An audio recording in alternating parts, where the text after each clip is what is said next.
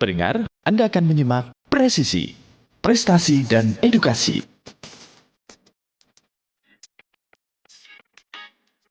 Bismillahirrahmanirrahim. Assalamualaikum warahmatullahi wabarakatuh.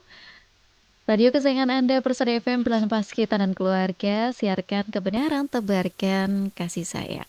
Saudaraku pendengar Persada FM dimanapun Anda berada, puji syukur Alhamdulillah atas nikmat dari Allah Subhanahu wa Ta'ala, sehingga di pagi hari yang cerah ini pendengar kita bisa bersua kembali di program Presisi, Prestasi dan Edukasi.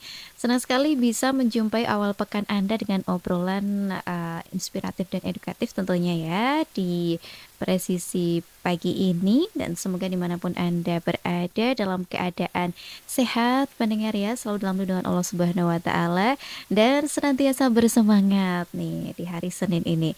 Kita akan temani Anda pendengar ya di Presisi kurang lebih 1 jam ke depan, nanti sampai pukul 10. Ya, di Presisi kali ini pendengar kita sudah bersama dengan narasumber yang luar biasa. Ada Kak Nadifa Kulsum Az-Zahra, yang beliau adalah mahasiswa berprestasi Poltekkes Kemenkes Surakarta, yang di kesempatan kali ini pendengar kita berbincang ya terkait dengan cerita Kak Nadifa mengukir asa. Ya, langsung saja kita sapa. Assalamualaikum warahmatullahi wabarakatuh, Kak Nadifa. Waalaikumsalam warahmatullahi wabarakatuh, Kak. Iya. Bagaimana kabarnya hari ini? Alhamdulillah baik, sehat. Semangat ya. Semangat, insya Allah. Alhamdulillah kabar baik, sehat, semangat begitu. Ini biasanya panggilannya siapa nih, Kak Nadifa? Ya, bisa dipanggil Kak Nadifa, Kak Nat, Kak Diva Nat gitu. ya. Oke, siap. Nah, ini Kak Nadifa, ini mungkin di awal bisa perkenalan dulu nih. Kak Nadifa ini sekarang semester berapa sih? Kuliahnya prodinya apa? Di mana? Nah, silahkan. Oke, jadi kenalin aku Nadifa Kulsum Az-Zahra, biasa dipanggil Nadifa. Dan saat ini aku sedang berkuliah di Poltekkes Kemenkes Surakarta, jurusan keperawatan di Prodi D3, Kak. Ya, di prodi keperawatan, D3 keperawatan Iya, ya. benar. Berarti saat ini semester berapa nih, Kak Nadifa? Sekarang ini saya semester akhir, Kak. Jadi udah di semester 6. Oh, udah di Ya, semester mahasiswa akhir. tua. Oke, jadi kesibukannya apa nih sebagai mahasiswa semester tua? Jadi semester 6 ini sebenarnya lumayan padat sih, Kak, kegiatannya. Karena kan namanya juga mahasiswa akhir, sebenarnya untuk mata kuliah itu sudah selesai. Udah selesai dari 1 bulan sebelumnya. Tapi seperti agenda-agenda ujian itu justru kalau kami di Poltekkes itu ada di akhir. Jadi untuk saat ini kesibukan aku itu sebenarnya baru aja 1 minggu yang lalu aku sidang, Kak. Habis sidang akhir ya, Masyaallah. Alhamdulillah udah selesai. Kemudian ini baru proses revisi sama penerbitan tugas akhir itu. Sama insya Allah saya hari Senin besok saya praktik, Kak, di Semarang. Udah praktik. Habis itu setelah itu nanti masih ada ujian-ujian kayak ujian kompetensi sama magang di akhir 2026. Oh, begitu. Kalau untuk berarti praktiknya, kemudian magangnya itu juga bagian dari ujian ini ya, kelulusan ini ya? Iya, benar, Kak. Jadi kalau di keperawatan itu tuh ada 3 poin pokok yang harus dilakukan mahasiswa ya, Kak. Selain dari absensinya penuh, biasanya kan mahasiswa absensinya harus penuh nih.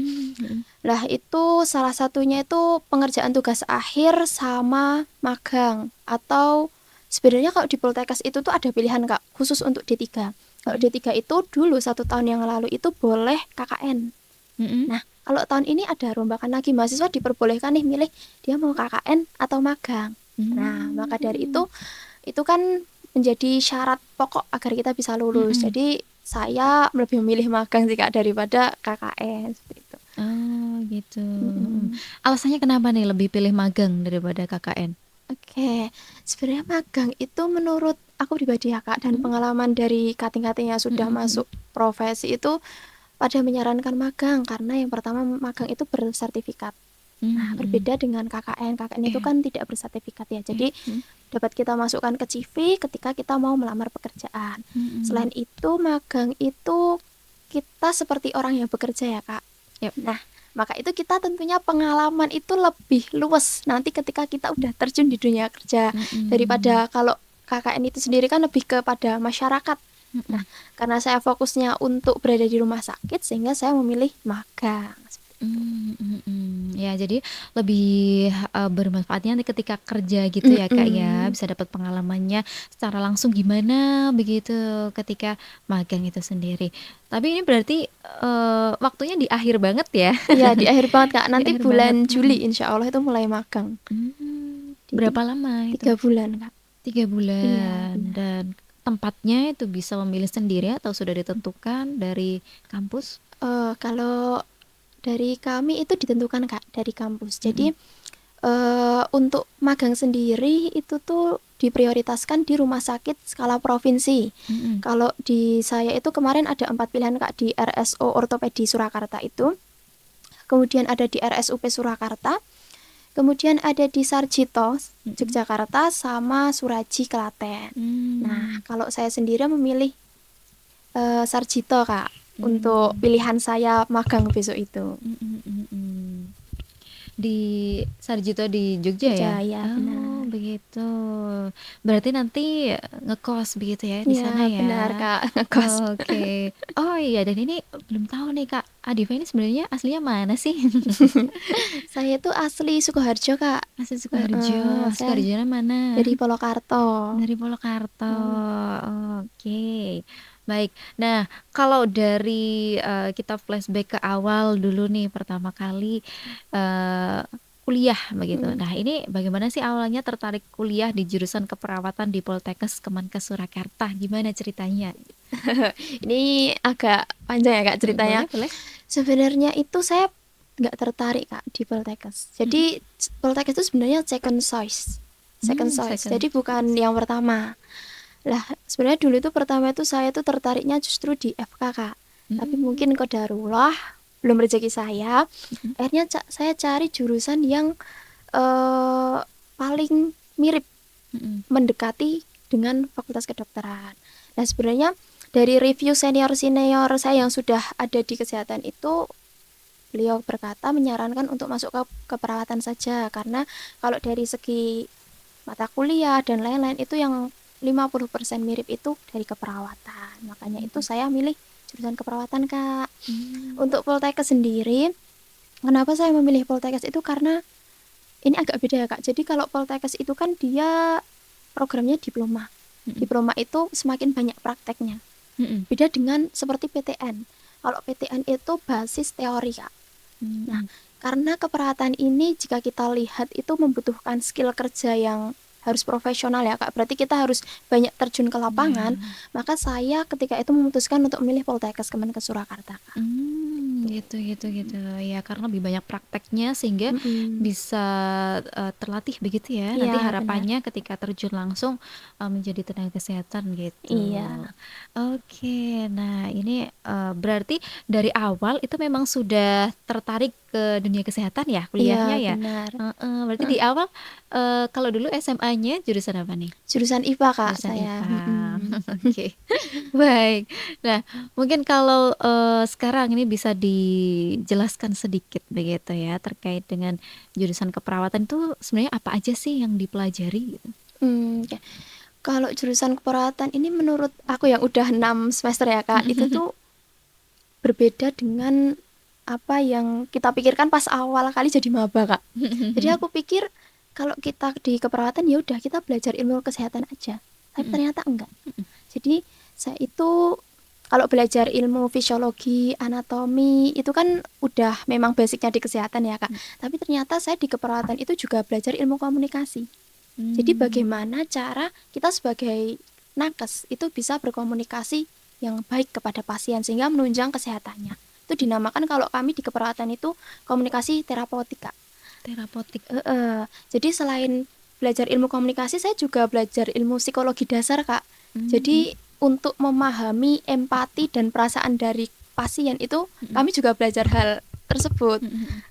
Jadi agak apa ya Kak, jadi nggak cuma ilmu kesehatan tapi ilmu komunikasi, ilmu psikologi itu juga kita pelajari sebagai mahasiswa. Oke, dan lebih sulit mana sih belajar, ilmu kesehatan itu sendiri daripada, ilmu psikologi, komunikasi terapeutik? Kan ini kayak memahami orang lain Iya, yang orang itu beda-beda kan iya setiap benar. orang. Nah, ini gimana Masnya dari kedua itu lebih susah mana sih gitu? Kalau saya sendiri ya Kak, saya itu lebih susah justru belajar yang ilmu komunikasi dan psikologi tadi. Mhm mhm Karena mhm. kan memang saya niat di kesehatan itu, oh saya sudah punya bayangan kalau yang saya pelajari itu mungkin cuma sekitar ilmu-ilmu medis, tapi ternyata ketika saya terjun di kuliah itu, ternyata jadi perawat itu nggak sesimpel cuma paham ilmu medis, tapi kita juga harus bisa memahami kondisi pasien baik dari aspek emosi, kemudian perasaan pasien, itu kan juga perlu ya, Kak. Mhm. Nah, ternyata ketika saya belajar itu lebih susah memahami materi itu, Kak. Oke. Oh, iya iya Karena iya. manusia kan unik ya, Iya Kak. Jadi, betul, heeh. setiap orang pasti akan berbeda, Mhm seperti itu. mhm. Dan udah sempet praktik gitu belum sih kalau untuk, tentang apa, komunikasi terapeutik gitu? Jadi maksudnya kayak di lapangannya udah pernah ngalamin yang, dengan A, B, C gitu-gitu? Tentunya udah sih, Kak. Mhm Karena Poltekkes ini kan itu ya, Kak, udah banyak praktik. Jadi saya itu mhm. sebenarnya udah hampir 5 sampai 6 rumah sakit yang saya praktik Oke. ya, Kak. Mhm. Jadi, saya itu dari semester 2 itu udah terjun ke lapangan. Oh Heeh, gitu ya, mhm. mhm. Jadi saya udah kemarin itu yang paling kerasa aspek psikologi sama komunikasinya itu ketika saya praktek di, stase jiwa, Kak. Oh, Iya iya iya. benar, stase jiwa kan Heeh. kita harus memahami pasien, emosinya, bagaimana kita memahami trauma. Jadi Mhm. itu sih, Kak, itu yang paling kerasa, ilmu komunikasi dan ilmu psikologi yang saya pelajari tadi. Berarti udah, eee, mengalami berbagai pengalaman ya, Iya, maksudnya yang Kak, alhamdulillah. berbeda-beda, terus, dari situ apa yang mungkin kesimpulan apa yang Kakak dapat, "Oh jadi triknya gimana nih untuk menghadapi pasien?" Gitu-gitu nggak? Ada yang dapat di poinnya yang diambil di situ? Ya, sejauh ini ya, Kak, ya, mungkin kalau kita dalam memahami pasien itu nggak semata-mata, oh kalau perawat atau kita tenaga kesehatan itu hanya memberikan support dari medis aja, Kak. Jadi Mhm nggak bisa kok kita cuma misal nih ada pasien yang dia itu ada di ruang ICU misalnya gitu, Kak, dia kan dirawat dengan pembatasan bertemu dengan keluarga ya, Kak, simpelnya mhm gitu. Kita tuh nggak bisa cuma ngasih obat, kemudian kita melakukan perawatan yang medis-medis, mhm. tapi kita juga harus support, Kak. Jadi Mmm, pasien ICU itu kan penuh dengan tekanan, mhm dengan aspek dari kesehatannya sendiri, mhm juga pembatasan dari keluarga. Nah, mhm. kita tuh peran kita sebagai nakes itu harus bisa memenuhi kebutuhan emosi dari pasien. Kita Mmm, ajak bicara, kemudian kita menimbulkan rasa percaya, Kak, sama pasien. Jadi, pasien itu harus percaya sama kita mhm. nakes bahwa kita tuh orang yang bisa mereka andalkan. Jadi, hal Mmm. tersebut bisa menunjang kesembuhan dari pasien. Mhm mhm mhm mhm. Apakah itu, juga termasuk tantangan terbesar nih dalam menjalani pendidikan keperawatan? Atau mungkin ada yang lain nih, Kak Oke. Nadif? Sejauh ini ya, Kak, menurut saya ada 2 aspek, Kak, yang paling berat, dan Mhm salah satunya tadi juga itu, Kak. Kalau yang itu tadi tuh saya masukkan dalam aspek kesehatan mental. Maksud saya, kita sebagai mahasiswa atau sebagai perawat itu ada 2 hal. mhm Yang pertama dari aspek mental, kesiapan mental dari kita sendiri, sama mhm. yang kedua, manajemen waktu, Kak. Mungkin Mmm, kalau kesehatan mental itu tadi ketika kita terjun di lapangan ya, Kak. mhm Kalau mhm kita praktek itu kan ya nggak semata-mata cuma praktek aja, mhm tapi kita praktek itu kan shift ya, Kak. Kalau semisal kita nakes tuh shift. Shift, kemudian habis shift kita masih mengerjakan tugas. Kita tuh kalau di keperawatan ada asuhan keperawatan, Kak. Jadi mhm ibaratnya kayak makalah tapi versi keperawatannya. mhm Dan itu enggak semata-mata kalau tugas itu jadi, tugas kita selesai, Kak. Enggak. mhm. Jadi kita masih ada harus konsul dengan si rumah sakit, kemudian ada revisi, kalau revisi ya direvisi. Oh, Kemudian ada ujian juga, Kak, di lapangan. oke. Jadi enggak cuma oh kita nganu pasien, tapi kita juga ada tugas dan juga ada ujiannya. Ada Gitu. ujiannya, mhm Kalau dari manajemen waktu ya, Kak, manajemen waktu itu ya balik lagi sama berhubungan dengan praktek, Kak. mhm Kalau mahasiswa pada umumnya kan hanya dia bekerja, mohon maaf, dia hanya belajar di kelas. mhm Nah, sedangkan kita enggak. Jadi kita juga harus terjun ke lapangan langsung yang bebannya itu hampir mirip seperti orang kerja. Mm-mm. Jadi ketika kita kematangan emosi itu tidak baik dan juga kitanya itu mudah mengeluh, Mm-mm. manajemen waktunya tidak bagus, itu nanti mereka pasti akan kesusahan dalam proses pembelajaran di keperawatan. Karena teman-teman saya itu yang kesiapan mentalnya itu kurang baik, Kak. Dalam artian mereka belum sedewasa itu menerima pembelajaran, itu mereka akan drop keluar dari keperawatan. Oh gitu, karena seberat itu ya Kak ya. Hmm. Maksudnya dari kesehatan mentalnya diuji, terus bagaimana cara mengatur waktu kita biar istilahnya semuanya bisa berjalan, kitanya juga tetap maksudnya nggak capek banget gitu, walaupun sebenarnya capek banget ya Iya. Kak pasti ya. Nah itu berarti sejauh ini yang paling penting kesiapan mental itu ya, kesehatan Iya. mental itu semuanya harus dipersiapkan sebaik mungkin. Nah, kalau untuk prakteknya sendiri itu kan berarti setiap makul ada prakteknya juga. Itu berapa lama itu prakteknya, Kak? Biasanya untuk satu stase itu 1 sampai 2 minggu, Kak. Tergantung kebijakan SKS dari kampus kami. Mm-mm. Nah, jadi misal besok itu kan saya ada di Semarang. Saya kebetulan stasenya kegawat daruratan dan kritis. Mm-mm. Itu saya menjalani selama 4 minggu, Kak. Jadi 2 minggu itu untuk stase kegawat daruratan, kemudian untuk 2 minggu lagi stase kritis. Berarti memang beda-beda ya. Dan sejauh ini sudah 6 kali praktek. Berarti nanti yang ke-7 kali nih yang terakhir yang magang itu ya. Iya. Masya Allah luar biasa sekali.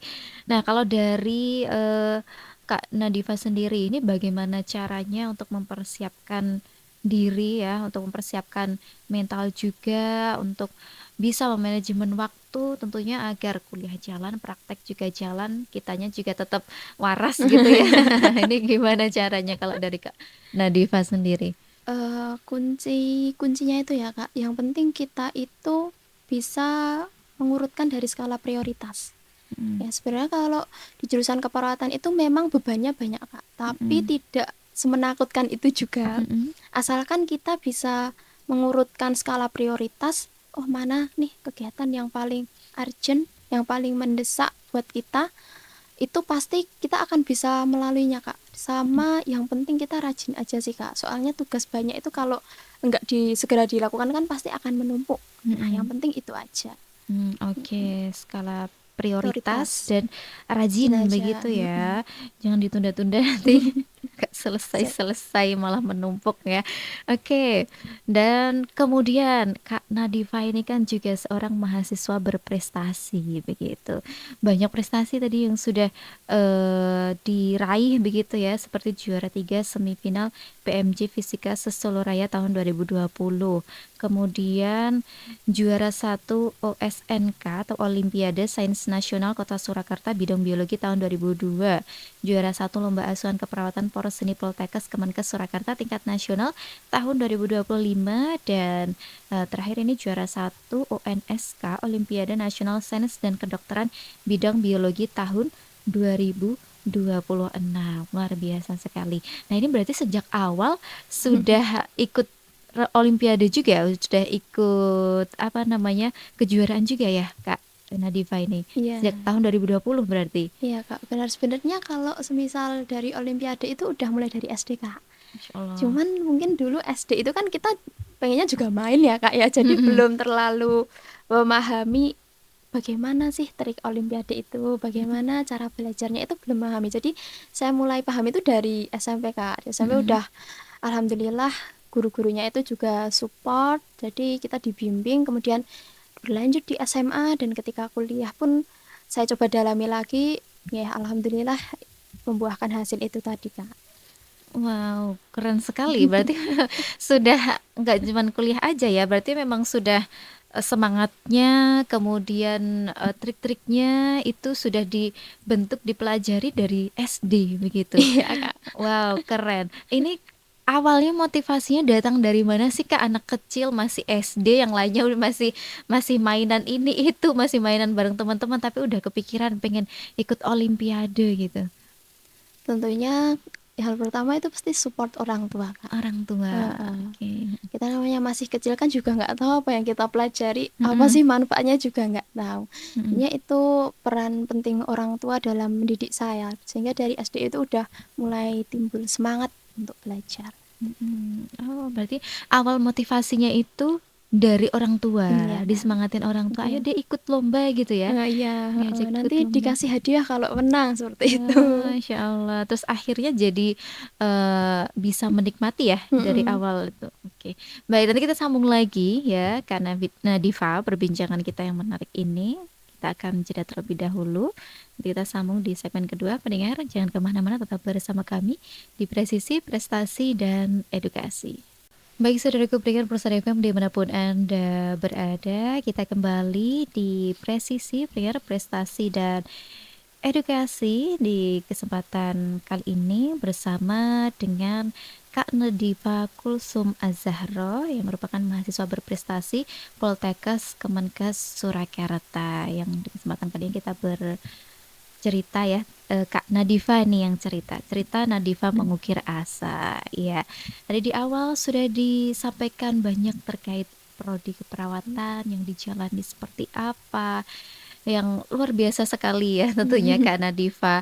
Dan saat ini juga sebagai mahasiswa berprestasi banyak sekali kejuaraan yang sudah diikuti begitu, dan ternyata ini sudah dijalani Kak Nadifa sejak sedari SD begitu ya, SD, SMP, SMA sampai sekarang kuliah, luar biasa sekali ya Kak Nadifa. Nah, ini kan tadi disampaikan begitu ya di awal bahwa saya memang di keperawatan itu harus dipersiapkan mentalnya karena banyak praktiknya ya, banyak Iya. praktiknya, kemudian bertemu banyak orang di rumah sakit dengan latar belakang yang berbeda-beda.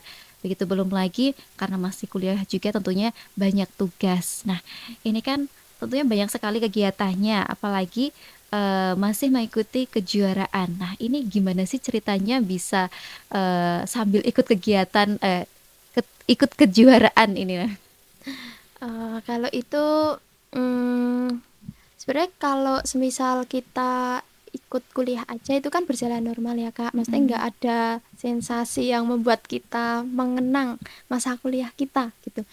Jadi sebenarnya cara aku buat benar-benar bisa menikmati perkuliahan salah satunya ya aku mengukir kisah perkuliahanku gitu loh, Mbak, dengan mengikuti kejuaraan tadi. Nah, itu biasanya kejuaraan itu saya ikuti ketika saya tidak praktek. Nah, ketika tidak praktek kan otomatis kegiatan kita cuma di perkuliahan, jadi tidak sesibuk ketika praktek. Nah, nanti kalau seperti itu saya baru ambil lomba, biar nggak terlalu terbebani gitu ketika prakteknya, Kak. Jadi itu bisa jadi triknya begitu ya, biar bisa tetap produktif, ikut lomba juga bisa berprestasi, tetapi kegiatan kuliah dan praktiknya tidak terlupakan tentunya ya, tetap berjalan semuanya itu ketika tidak praktik. Karena biasanya lomba-lomba itu sudah ini ya Mbak ya, udah ada apa timelinenya gitu. Iya, Jadi nanti bisa kira-kira ini nanti nabrak nggak sama jadwal kuliah atau jadwal praktik, benar, iya, begitu. Kak. Jadi selama ini memilih-milih kejuaraan juga ya. Iya, benar. Jadi sebenarnya justru ya sebenarnya ya, Kak, lomba-lomba itu justru banyak bermunculan atau tawaran itu ketika kita praktek. Oh malahan. Heeh, justru karena mungkin apa ya kan terkadang penyelenggaranya itu dari PTN negeri yang waktu kuliahnya itu kan agak berbeda sama Poltekkes. Jadi sehingga justru saya juga nggak tahu kenapa munculnya itu justru ketika saya praktek. Jadi harus benar-benar bisa milih, oh ini pas saya baru praktek atau pas enggak. Jadi biar semuanya itu bisa tetap berjalan. Terus gimana nih, berarti ada sedikit penyesalan ya, karena mungkin tidak bisa ikut atau gimana? Ada trik tertentu dari Kak Nadifa? Sebenarnya kalau penyesalan tuh ada ya, Kak, kayak mana nih ada lomba kayak gini. Tapi tentunya kita sesuaikan dengan porsi kita sendiri, Kak. Nanti takutnya malah kitanya yang nggak sanggup, semuanya nggak maksimal seperti itu. Jadi untuk triknya itu ya ketika kita mencari lomba, kita lihat dulu Kak timelinenya itu tadi. Mm-mm. Dan sebenarnya kita mampu apa enggak. Sebenarnya kan bisa aja kalau lomba online itu barengi praktek nggak apa-apa, tapi lihat dari porsi diri kita sendiri Mm-mm. gitu. Mm-mm. Dan pinter-pinter kita dalam membagi waktu itu adalah kuncinya. Pinter-pinter kita membagi waktu Waktu. ya Kak ya. Oke, dan kalau untuk yang terakhir yang sudah diikuti ada juara 1 Olimpiade Nasional Sains dan Kedokteran bidang biologi tahun 2026. Nah, ini kapan sih waktunya Kak? Maksudnya sudah mulai sejak awal tahun atau kapan waktunya? Itu seingat saya itu bulan Februari Kak. Bulan Februari. Bulan Februari itu jadi sebelumnya itu saya cari info dulu, oh ini ada lomba ketika saya sedang tidak praktek gitu. Kemudian lombanya pun kok kayaknya ini mengarah ke kesehatan gitu, makanya saya ambil Kak itu lombanya. Terus kemudian ya sudah kita lalui tahap administrasi. Kemudian kebetulan lomba yang saya ikuti ini ya Kak, itu tuh cuma 1 tahap. 2 tahap. Yang pertama itu administrasi, yang kedua pengerjaan soal. Jadi cuma 2 tahap. Jadi langsung ditemukan pemenangnya ya pas itu juga Kak. Selama saya mengikuti lomba ini ya Kak, sebenarnya ketika kuliah ini lomba online olimpiade itu kebanyakan cuma 2 tahap itu tadi Kak. Ada administrasi sama pengerjaan. Beda ketika kita SMA. Dulu ketika saya SMA kalau lombanya itu basisnya lomba resmi Puspersnas, itu dia itu juga cuma 2 tahap Kak. Jadi cuma ya udah administrasi lolos, otomatis kita langsung pengerjaan soal. Terus kalau lolos di tingkat kabupaten naik provinsi ini menang naik nasional seperti itu. Tapi kalau lomba penyelenggaranya itu PTN, nah ini agak beda. Kalau PTN itu biasanya ada tahap praktikum. Oh, ada praktikumnya juga. Jadi dulu itu kebetulan ikut lomba, tapi sebenarnya SMP dengan SMP SMA itu yang ada praktikum Kak. Jadi tergantung penyelenggara lomba. Kalau penyelenggara lombanya itu biasanya dari instansi perguruan tinggi, nah itu biasanya disertai dengan praktikum. Jadi nanti misal kita tahap seleksi yang pertama pengerjaan soal itu lolos, habis itu kita masuk tahap kedua itu praktikum, terus habis itu lolos masuk final itu biasanya tanya jawab.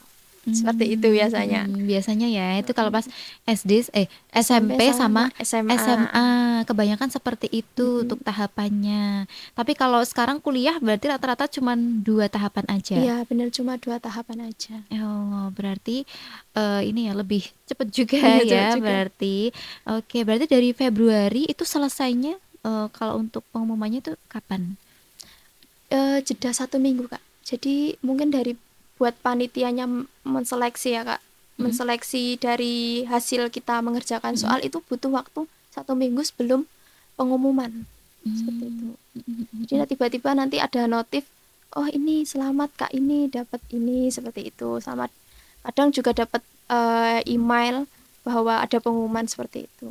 Oke, bisa diceritakan selama mengikuti Olimpiade itu seperti apa sih Kak Nadifa?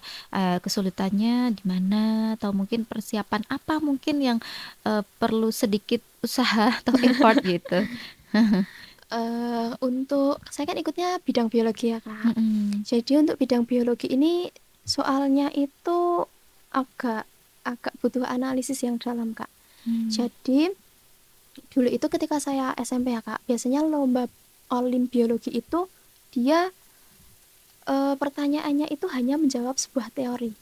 Jadi misal ada pertanyaan nih, organel apa yang menghasilkan energi? Jawabannya langsung pilihan ganda. Jawabannya misal bener A, mitokondria, ya udah langsung itu jawabannya. Tapi ketika SMA sama kuliah itu udah beda. Jadi soalnya itu adalah soal kasus. Mohon maaf, soalnya itu soal yang ya agak kasus tapi membutuhkan analisis.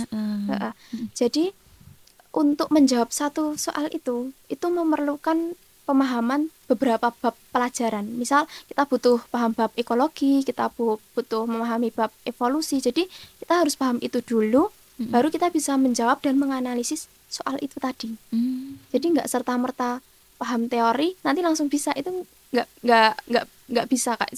Soalnya membutuhkan analisis soalnya. Itu. Jadi kesulitannya di situ ya, Mm-mm. belajarnya itu harus banyak juga tentunya Mm-mm. ya, dan harus benar-benar paham ya Iya, ini benar. gimana gitu. Oh, oke oke. Jadi kalau persiapan, kalau misalnya untuk pelajaran-pelajaran yang dipelajari untuk Olimpiade ini memang sudah kan sudah kuliah juga sejak Mm-mm. awal, SMA kan juga sudah dapat. Nah, Mm-mm. ini tinggal mengulang aja atau lebih banyak yang dipelajari atau gimana nih? Eh, Sebenarnya ya Kak, soal dari Olimpiade di perkuliahan sama SMA itu seperti 11-13. Mm-mm. Tetap perlu pengulangan tapi harus didalami lagi. Hmm. Seperti itu. Jadi kalau cuma mengandalkan materi yang sudah kita pelajari ketika SMA, itu sepertinya kita masih agak kesusahan untuk mengerjakan soal. Tapi kalau kita perdalam lagi, itu nanti akan lebih memudahkan kita dalam mengerjakan soal. Karena soal yang kita kerjakan itu butuh analisis. Karena butuh analisis tadi, kita nggak bisa cuma paham di permukaan aja. Jadi kita harus sampai ke akar-akarnya. Diusahakan seperti itu, Kak. Oke. Dan sebenarnya aku ada rekomendasi buku sih, Kak, yang Boleh, boleh. biasanya dipakai sama orang-orang Olimpiade itu nama bukunya Campbell. Campbell. Iya, Oh, CAMBPEL gitu. PEL, Mm-mm. Campbell. Campbell. Oh, Itu Campbell. memang rujukan, bahkan anak kedokteran itu juga belajar itu, Kak, karena ada materi anatomi sama fisiologi kan. Mm-mm. Itu sebenarnya juga rujukan buku anak kedokteran, termasuk saya anak keperawatan juga. Tapi kalau untuk hanya Olimpiade biologi itu belajar buku itu menurut saya sudah sangat cukup. Sudah sangat Mm-mm. cukup. Oh, begitu. Materi ini sudah banyak terangkum di buku Campbell itu tadi Campbell ya, tadi ya, Campbell itu benar. tadi. Oke, baik. Nah, kemudian kalau untuk jenis ujiannya, pengerjaannya itu seperti apa sih, Kak, di Olimpiade ini? Kalau kemarin kan kebetulan ya Kak, yang saya ikuti itu online Kak. Mm-mm. Jadi ya sudah kita berada di depan laptop, kemudian mengerjakan dengan sistem pengawasan dari sananya Kak. Seperti itu. Berapa jumlah soalnya itu, Kak? Jumlah soalnya tuh seingat saya 40 sampai 50 soal. Tapi soalnya panjang-panjang rata-rata. Dan terkadang ada soal yang membutuhkan apa ya? Seperti data statistik itu loh Kak. Jadi kita jawabnya itu melalui pemahaman dari data statistik itu tadi, dari diagram-diagramnya. Itu bentuknya kayak uraian singkat gitu ya berarti ya, atau gimana? Bentuknya tetap pilihan ganda Kak. Atau pilihan ganda? Cuman biasanya kalau Olim itu opsinya itu bukan apa ya Kak, langsung A jawabannya gitu, tapi benar salah dan Oh iya. dikaitkan dengan sebab akibat seperti itu. Kalau ini benar, kira-kira pernyataannya tadi hubungan sebab akibatnya benar atau tidak. Nah, itu sebenarnya seperti itu. Itu yang buat kita harus mikir 2 kali lagi, Kak. Oh, ini opsinya udah benar nih, tapi sebab akibat di soal Udah benar bener apa belum gitu. Oh, oke. Biasanya berapa lama itu waktu pengerjaannya? Kalau waktu pengerjaan itu tergantung dari penyelenggaranya, Kak. Kalau dulu saya di SMA itu sekitar sampai 2 jam itu kayaknya ada, Kak. 2 jam. Tapi dulu saya lupa Kak itu soalnya berapa ketika SMA. Tapi ketika kuliah ini 1 soal 1 menit. Oh ya, berarti setiap soal gitu baru nanti kalau udah selesai muncul soal lainnya gitu ya. Satu berarti 40 menit ya. Wow, oke. Kemudian kalau untuk Kak Nadifa ini apakah berarti kalau untuk jenis lomba itu selain Olimpiade yang diikuti ini apa aja nih, maksudnya yang bisa disesuaikan dengan kegiatannya atau mungkin tahapannya gitu loh, pilihan lombanya. Kemarin itu kan kebetulan ada tawaran lomba nih Kak, untuk ikut lomba pembuatan laporan asuhan keperawatan. Nah, itu kan sesuai sama bidang saya. Nah, saya coba itu Kak. Jadi lombanya itu seperti nanti case-nya itu kita dikasih kasus. Kasus, kemudian dari kasus itu bagaimana kita dari keperawatan itu menyelesaikan kasus tersebut. Jadi nanti seperti dibuat laporan dari kita pengkajian sampai evaluasi ke pasien tersebut. Ketika itu sudah lolos seleksi, laporannya itu lolos, kemudian masuk tahap selanjutnya kita presentasi dan juga tanya jawab. Nah, itu khusus yang tadi lomba asuhan keperawatan. Kalau yang semifinal PMJ Fisika ini seperti apa ini, Kak? Kalau PMJ Fisika itu dulu itu ketika SMP, Kak. Oh, ini SMP. Iya, itu ketika SMP.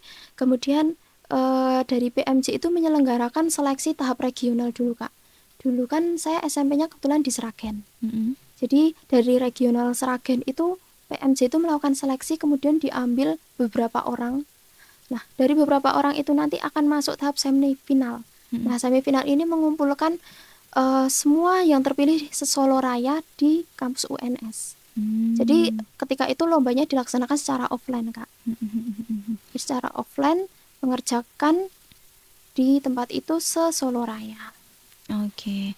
Dan kalau sekarang dengan kondisi masih kuliah juga banyak praktik, ini memang kalau olimpiade ini yang paling memungkinkan ya untuk bisa diikuti begitu, karena tahapannya tidak terlalu banyak, timelinenya juga tidak terlalu panjang, tapi mungkin tantangan ininya apa untuk belajarnya itu ya yang lebih berat begitu.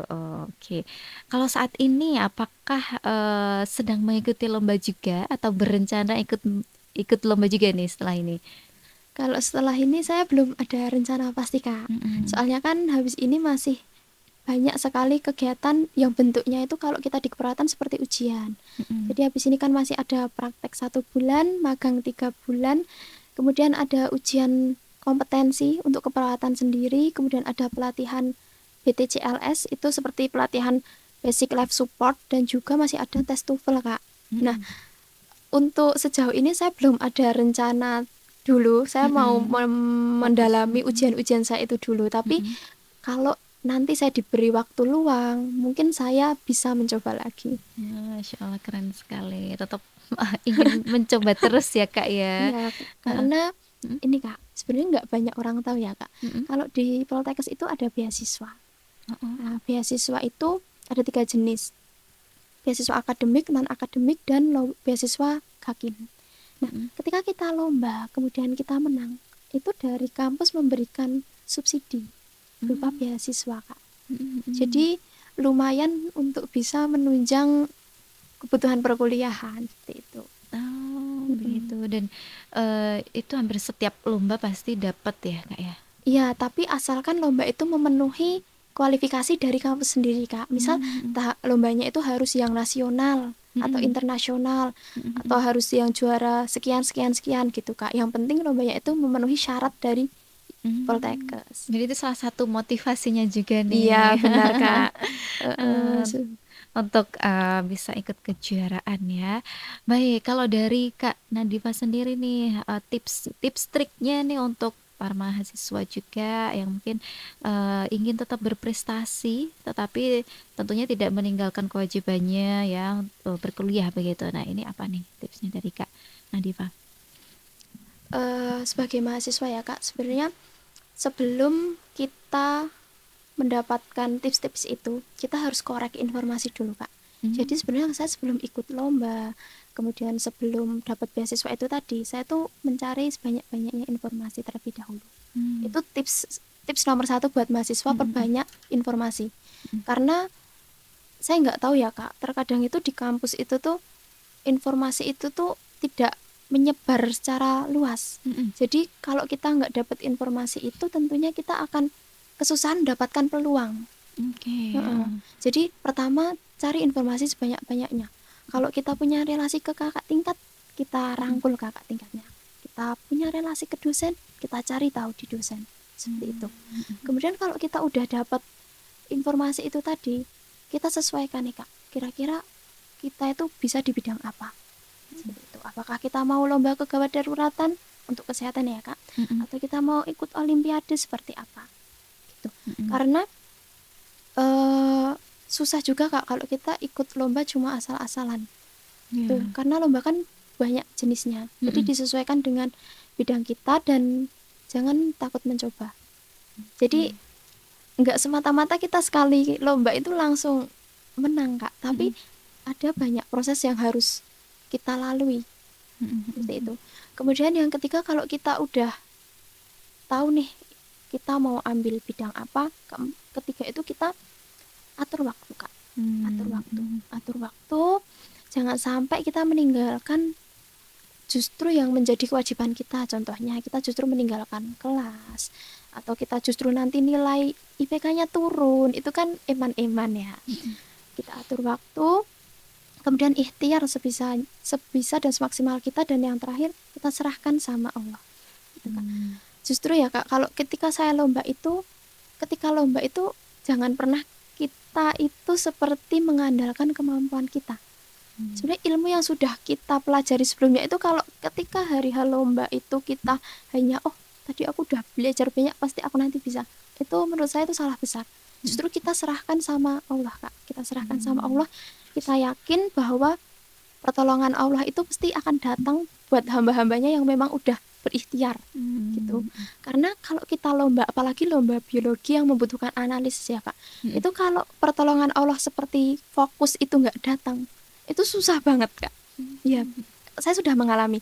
Kalau fokus itu tidak datang, mau kita belajar sampai mati-matian kita itu akan kesusahan. Seperti itu. Jadi yang terakhir itu kita serahkan semuanya sama Allah, biar Allah yang ngasih jalannya, seperti itu. Masya Allah ya, yang penting juga ya Kak ya, ini jangan lupakan Allah ya di setiap proses kita begitu ya, termasuk yakin begitu insya Allah atas pertolongan Allah.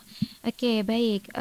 Dan kalau dari Kak Nadifa ini, apakah juga pernah mengalami kegagalan nih dari semua kejuaraan mungkin yang diikuti? Kalau ini kan tadi alhamdulillah dapat juara gitu ya. Nah, di balik itu apakah ada kegagalan yang dialami Kak Nadifa juga? Oh ya, tentunya ada Kak. Mungkin justru kegagalan yang saya alami itu lebih banyak daripada porsi kemenangan yang saya dapat. Jadi sebenarnya sebelum saya ikut olimpiade ini, saya juga ikut banyak olimpiade Kak. Ikut banyak olimpiade, saya coba dalami bagaimana tipe soalnya. Kemudian setiap tahun, biasanya kan setiap tahun lomba itu akan berulang dilakukan ya Kak. Nah, itu bisa kita evaluasi, kurangnya di sini, berarti nanti kita perbaiki. Seperti itu. Sebenarnya banyak Kak.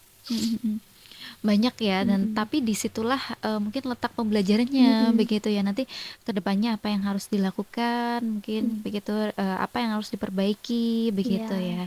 Oke, baik. Dan ini tidak terasa Kak Nadifa sudah hampir habis ya waktu untuk berbicara kita di kesempatan kali ini. Terakhir, mungkin ada pesan yang ingin disampaikan begitu kepada para mahasiswa, entah itu mungkin boleh misalnya mau fokus ke mahasiswa prodi keperawatan atau mungkin semua mahasiswa. Silakan. Oke, pesan dari aku buat teman-teman mahasiswa, yang pertama itu jangan takut mencoba. Karena kita nggak akan pernah tahu hal apa yang kita jumpai di depannya kalau kita sudah takut mencoba terlebih dahulu. Percaya bahwa orang yang mencoba itu lebih baik daripada orang yang bahkan dia nggak berani untuk mencoba. Jadi ambil langkah pertamamu, kemudian tulis kisahmu sendiri. Hidup ini jadikan kita sebagai peran utamanya, sehingga hidup kita itu ada warna. Nah, warna itu bisa kita ciptakan ketika kita berani mencoba. Seperti itu Kak. Keren ya. Terima kasih ya Kak Nadifa atas inspirasinya, motivasinya yang sudah dibagikan ke pendengar setiap Persada FM. Semoga diberikan kelancaran ya Kak Nadifa untuk ujian-ujiannya sampai nanti selesai, kemudian hasilnya juga maksimal begitu. Baik. Terima kasih. Semoga sehat selalu. Assalamualaikum warahmatullahi wabarakatuh. Waalaikumsalam warahmatullahi wabarakatuh. Baik pemirsa dan juga pendengar Persada FM dimanapun Anda berada, sampai di sini perjumpaan kita di program Presisi, Prestasi, dan Edukasi bersama narasumber kita Kak Nadifa Kulsum Az-Zahra yang merupakan mahasiswa berprestasi Poltekkes Kemenkes Surakarta. Semoga bisa menjadi motivasi kita semua ya begitu untuk tetap berprestasi ya, produktif, tetapi tidak melupakan kewajiban kita begitu. Baik pendengar, terima kasih atas kebersamaan Anda. Kami segenap kerabat kerja yang bertugas, ada produser Joko Santoso, switcherman Anofika Akbar, dan saya Fian Ashfa pamit undur diri. Pendengar, jangan tunda kebaikan, jangan lelah memperbaiki diri. Semoga kita termasuk hamba yang terus kembali kepadanya. Wassalamualaikum warahmatullahi wabarakatuh. Radio Persada FM.